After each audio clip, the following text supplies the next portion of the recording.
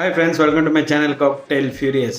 So, what a roller coaster tournament for Pakistan. Actually, seriously, we have to say that, and we have to really give a huge credit to Pakistan players as well as the particular management, because they faced so much of critics.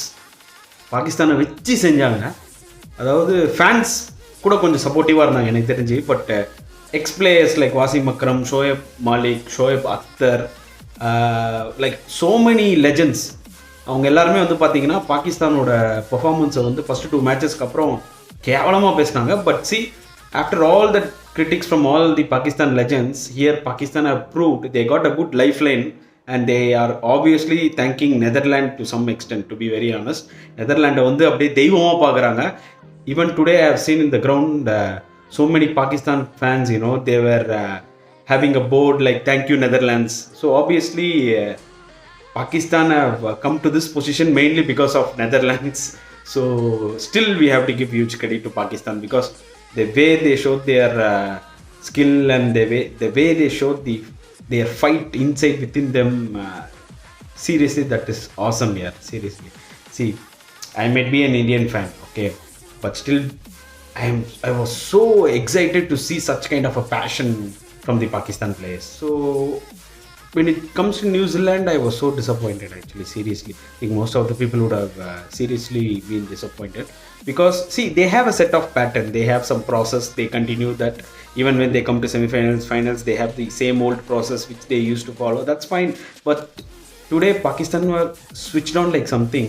New Zealand were very ordinary today, seriously. The only good thing they had is they won the toss. They did a good thing by choose to bat, but unfortunately they didn't start well, and obviously Pakistan new ball bowlers really bowled well, but still it was a disappointing start, to be honest. They lost their first wicket in the first over itself, so that itself is a big setback, to be very honest. And after that, Ken Williamson, he took a lot of time. See, this was very unlike Ken Williamson. I have never seen Williamson playing like this in any other tournament. He is taking a lot of balls, and obviously when he takes a lot of balls, whenever he plays a lot of dot balls, he used to compensate it at the end. எப்பவுமே Kane Williamson வந்து பார்த்தீங்கன்னா slow ஆளாருனாலும் அதுக்கேற்ற மாதிரி finish பண்ணிடுவார், at least 130 140 strike ரேட்டில், like how Virat Kohli use to do. But unfortunately, this World Cup, as well as the last few series, 3 to 4 series, I have been continuously watching Ken Williamson batting. The strike rate is between 100 to 110 and even below 100. That was big surprise for me actually, seriously, the caliber of Williamson. And finally, I thought he will be counter-attacking, but once again he took some time, but he didn't finish well. He played a good innings of 46. Had a good partnership with Darryl Mitchell, which was very crucial, or else even this 150 would have not come. So in that way, that's fine, but he should have finished in a proper way, at least by 75 or 80 not out, but that didn't happen. All the form players of New Zealand got out early, the opener as well as important player Glenn Phillips. So Glenn Phillips' form was really helping out New Zealand in this entire tournament, but he should have taken some time. The ball was holding some time. Like Nawaz and Shadab Khan were bowling. Obviously this pitch was little slow. ரொம்ப ஸ்லோவாக இருந்துச்சுங்க இந்த பிச்சு வந்து. அதாவது வந்து ஒரு bouncy natural வந்து ஆஸ்திரேலியன் பிச்சஸ் மாதிரி இல்லை சிட்னி. இந்த entire tournament it self the pitches var like little slow. It was benefiting only the first batting, not that much regarding the second batting. So easily Glenn Phillips could have taken some time, but obviously he was playing across the ground and he got leading edge and cotton bowled. So that's a big problem. He should have concentrated well, but unfortunately he lost that. And after that New Zealand couldn't accelerate. That's a problem. They couldn't able to accelerate, and they obviously needed that partnership, and which they had. Mitchell and Williamson, they brought some good partnership, but unfortunately they could not finish in a high way. At least they could have got 160 165, but Pakistan bowled really well in the death, so they were not able to get that much score. 150 was a very average score. Still, we thought 150, okay, in a semi-final, obviously it will be tough. It's not going to be easy. அது அவ்வளோவா ஈஸியாக இருக்காது.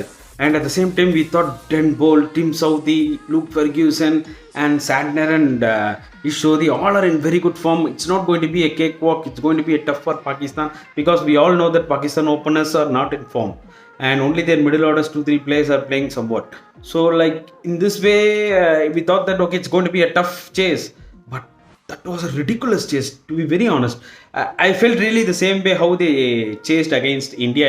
Last T20 World Cup in Dubai. It was very similar to that. I thought these two itself is going to finish 152 for no loss, but they had a 100-run partnership and Babar Azam is back. So this was expected, boss. See, these kind of people who have a great caliber, they obviously come good in knockout matches. So this is what we are expecting from Rohit Sharma also tomorrow. So that was a captain innings, and Rizwan was amazing, and he showed who is he actually today, and he played really well because they initially put that pressure on Bolt and Southey. Obviously, New Zealand didn't have any other answers because both are their best bowlers. If both got attacked, and obviously the other bowlers really felt that pressure. It was very evident in the bowling lineup. See, on the overall, Pakistan was dramatic actually, to be very honest. I have no other words to say. Seriously. See, we know that when we give chance to Pakistan, they used to come hard. That kind of an emotional team they are. That was understandable. Even yesterday, Matthew Hayden, he told in a press conference very openly that beware of Babar Azam, guys. He's going to rock. We Pakistan not gonna leave it easily. We gonna lift the trophy. He literally said that. He almost literally said that. And that statement and all, obviously, it is a risky thing. See, players obviously will feel pressure. Oh my God, our batting coach has said like this. Obviously, we have to play well. But still, they have showed the exact performance what Matthew Hayden was telling in the press conference. That was amazing actually. The confidence level which Pakistan currently having is absolutely nuts here. Absolutely. வேற லெவல்ல இருக்காங்க அவங்க. எனக்கு என்னவோ see what I feel is Pakistan have a great chance to lift this World Cup. See, all we thought is this World Cup was very similar to 2011, like how India, India South Africa, like we lost against South Africa by 2 runs, and Netherlands beats not Ireland beats England, and it was in that kind of a mode. But suddenly now the tournament has gone back to 1992 style. Like how Pakistan had an outside chance, like a wild card. They came into the knockouts, and then they won the semi against New Zealand, and final England, and they won the World Cup eventually. So now the same pattern is actually following in this also. So they have gone to Melbourne finally. See how cricket is a funny game here. When they lost against India and Zimbabwe, most of the people ruled out Pakistan. See, this is what cricket does. It is a funny game. We should never ever just live like that.